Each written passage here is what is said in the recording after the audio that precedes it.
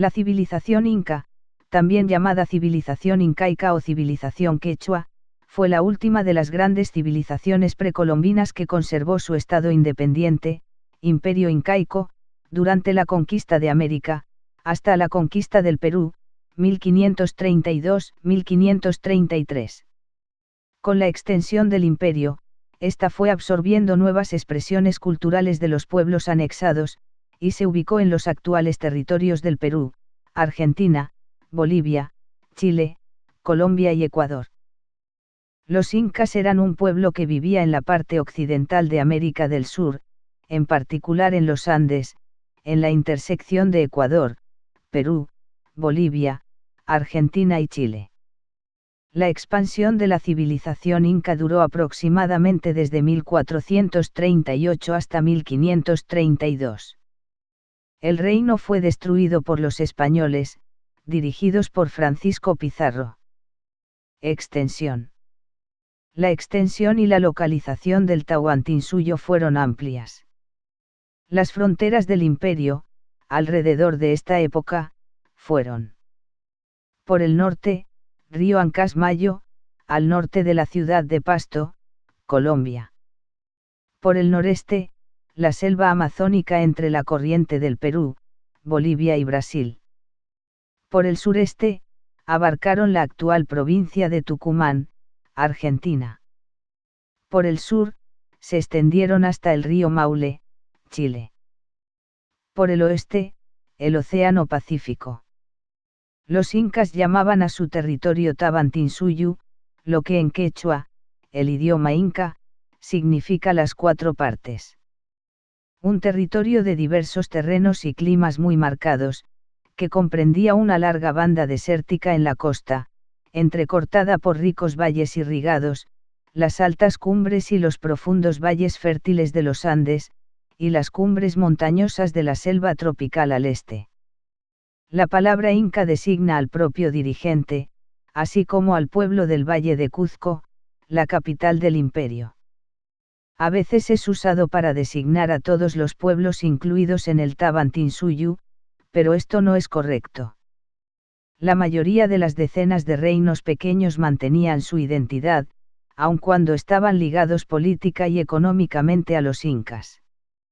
El quechua fue el idioma oficial y hablado en la mayoría de las comunidades hasta la llegada de los españoles, pero al menos 20 dialectos locales subsistieron en varias partes del imperio. Sistema social. El ayllu fue la célula social básica de la organización inca. En él se unían los individuos que tenían parentesco común por línea paterna. En la cima de la organización social y política estaba el inca, gobernante por derecho divino, junto a su familia, ocupaba el lugar más alto en la sociedad, podían tener muchas esposas, pero para mantener la pureza de sangre, debía casarse con su hermana.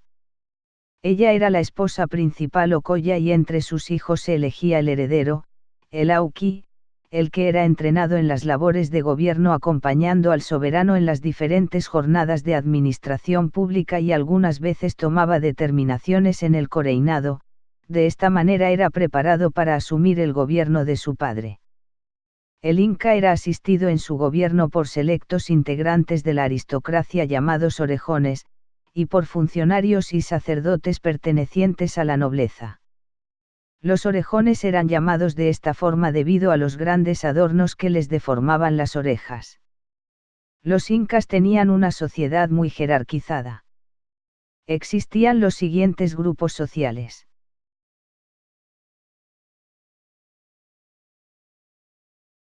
El Sapa Inca o Inca.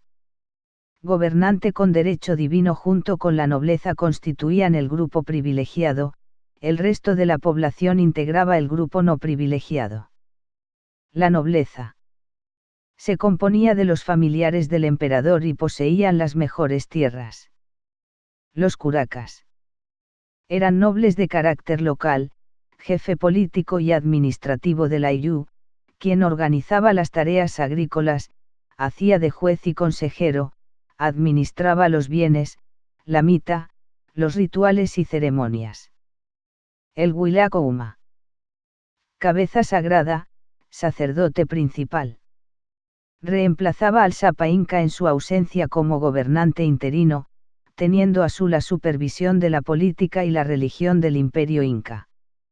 Además, era la única persona en todo el imperio con la potestad de coronar al Auqui, príncipe heredero, como nuevo Inca al fallecer el antecesor.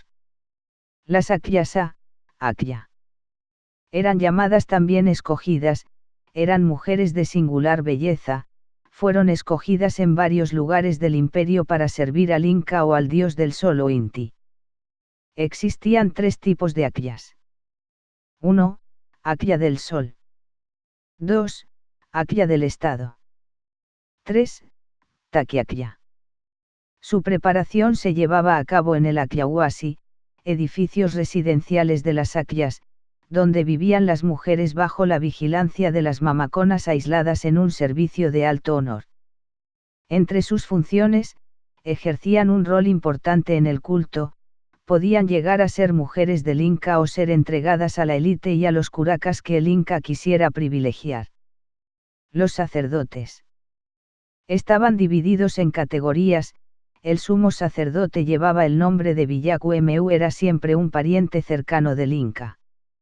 Los Atun Runa, pueblo en general, eran pescadores, pastores, artesanos, y agricultores de los pueblos dominados que, junto con cultivar sus propias tierras, debían trabajar gratuitamente las de los nobles a modo de tributo. Estaban organizados en ayllus o comunidades, pagaban tributo con un sistema de turnos de trabajo llamado mita. La mita era un sistema de trabajo obligatorio por turnos. Como forma de pagar impuestos cada año los mitayos destinaban algunos meses a trabajar para el imperio, ya fuera en las minas, en el ejército, en las construcciones, etc. Los Yanacona. Era el nombre que recibían los esclavos de los incas. Eran siervos, hombres y mujeres respectivamente. Ellos vendían su trabajo y no tenían vínculo con ninguna comunidad. Tenían a su cargo el cuidado del ganado de los nobles, la pesca y estaban dedicados a la alfarería y la construcción. Esta condición de servidumbre era heredada por sus hijos. Mamacona. Suma sacerdotisa que recluía y vigilaba a las Akyas, las vírgenes del sur durante el imperio Inca, para que se dedicaran a su deber religioso. Su centro de acción fue la Casa de las Escogidas, dedicada a la preparación femenina para el hogar, las tareas domésticas o el sacerdocio. Los mitimaes eran grupos de familias extraídas de sus comunidades por autoridades del imperio Inca y trasladadas de pueblos leales o conquistados o viceversa para cumplir funciones económicas, sociales, culturales y políticas. Los piñas eran prisioneros de guerra peligrosos, los cuales estaban destinados al cuidado de los cocales en zonas insalubres, en condiciones muy duras, cultura inca y su organización jurídica. Organización política. Fue una monarquía absolutista y teocrática, el poder estaba centralizado en el Inca a quien se le consideraba de origen divino, su poder no tenía restricciones, sus órdenes se cumplían con la mayor celeridad sin que nadie las objetara. Pese a este absolutismo, la mayoría de los incas gobernaron en beneficio popular aplicando los principios de reciprocidad y redistribución características de la sociedad incaica. Derecho. El derecho inca influyó en el derecho indiano y quedó rigiendo, era latirte, como derecho consuetudinario, en el Perú posterior a la conquista. Jurídico. La evaluación jurídica, por ejemplo, la costumbre tan extendida llamada de mochar y de hacer agüeros, pudieron existir normas jurídicas sin contenido religioso, o con uno muy débil, en general, buena parte de las relaciones diarias entre individuos. Y aún en casos de simultaneidad de delitos y pecados, a estos correspondían los sortilegios, la confesión ante los ichuris relacionado con dichos pecados, un fenómeno tan alejado del derecho como es la enfermedad, y correspondía también la penitencia, tras de la cual venía la ceremonia de la opacuna, opa tonto, cándido sin habla, o purificación. Derecho penal. Las leyes penales en el Imperio incaico, como ha ocurrido generalmente en las sociedades primitivas, eran severas. Y esto es más claro cuando el inca o jefe de Estado se consideraba un dios. Todos los delitos en el imperio, o casi todos podría decirse que eran en carácter público porque atentaban contra el Estado y por tanto la pena era aplicada, por lo general de oficio. La pena de muerte se imponía por diversos delitos: rebelión, políticamente el más grave, homicidios, quebrantamiento de normas de familia o administrativas, actos sexuales prohibidos, adulterio y aún en casos menores como la holgazanería, si se reincidía en ellos. Organización social. La sociedad inca fue jerárquica y rígida. Existieron grandes diferencias entre las clases sociales, siendo estas diferencias respetadas por todos los habitantes del imperio. Las clases jerarquizadas formaban una pirámide donde el inca, con todo el poder, se encontraba en la cúspide, mientras que el pueblo, que era la gran mayoría, constituía su base social. Caracteres generales del derecho penal incaico. Sin pretender agotar la relación de lo considerado como delito en el imperio, que en la práctica era todo lo que contradijese la minuciosa norma gubernamental, podemos intentar la siguiente clasificación. Delitos contra la seguridad del Estado. Delitos contra el soberano. Delitos contra la religión. Delitos contra la organización administrativa. Delitos contra la administración de justicia. Delitos contra los deberes de función.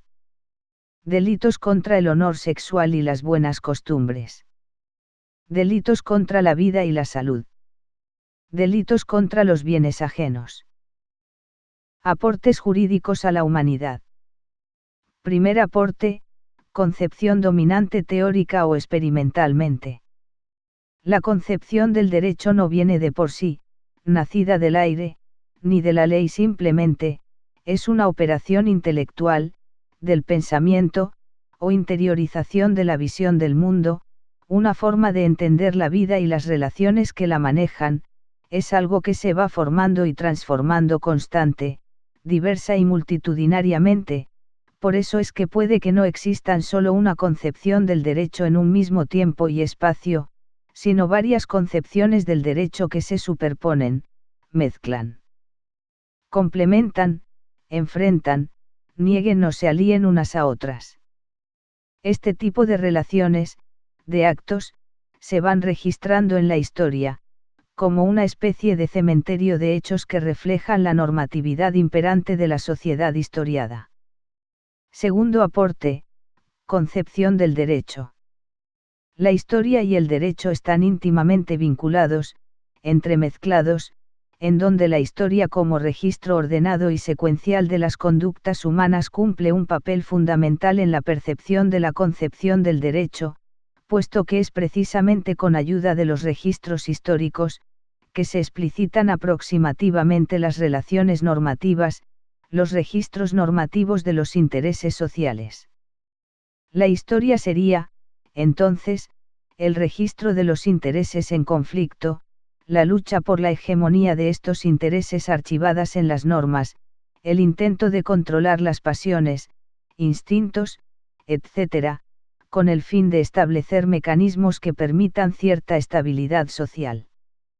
La historia puede representarse como un gran torrente encauzado.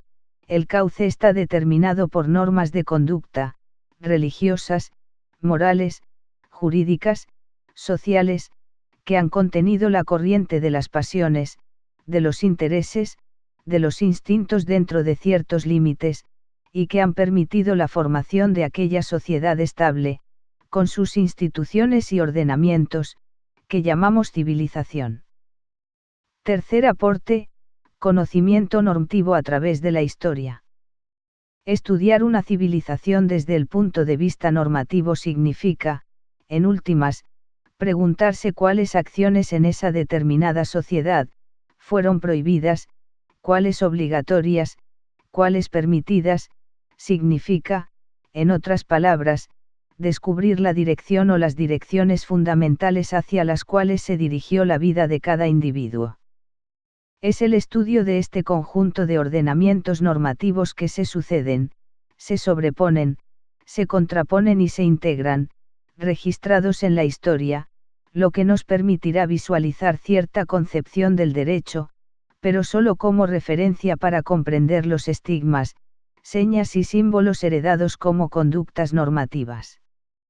El manejo de estos materiales, signos, señas, símbolos, históricos nos servirán solo como herramientas operativas, no como verdades científicas, para construir, o reconstruir ciertas prácticas y experiencias.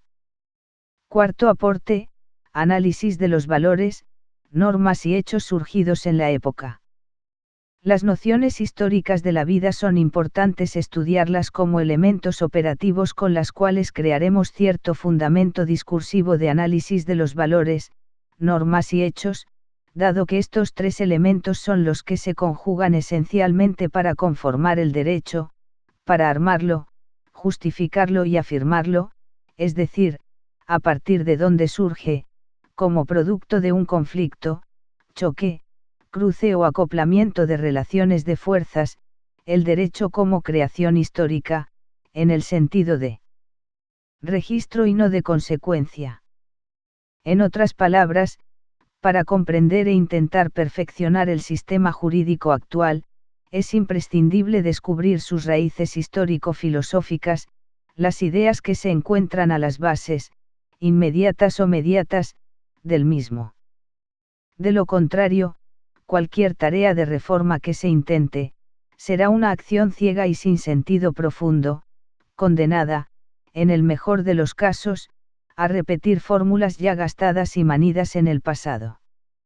Otro elemento básico en el análisis del derecho desde la perspectiva histórica es el de reinterpretar el pasado a través de máquinas críticas que nos permitan manejar la investigación histórica, no desde simples repeticiones, sino de análisis críticos que produzcan lo nuevo, a través de una ruptura con el pasado innecesario y estéril, aperturando el camino hacia el mañana y permitiendo liberarnos del pasado.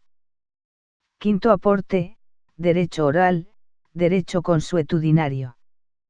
El sistema de perpetuación del orden se da, entonces, a través de normas transmitidas por la tradición y las costumbres, exponiéndose algo así como el derecho consuetudinario. Este derecho consuetudinario es a la vez aprendido mediante inteligentes sistemas verbales rítmicos, refranes, etc., que cumplían perfectamente el propósito incaico de introducir su normatividad.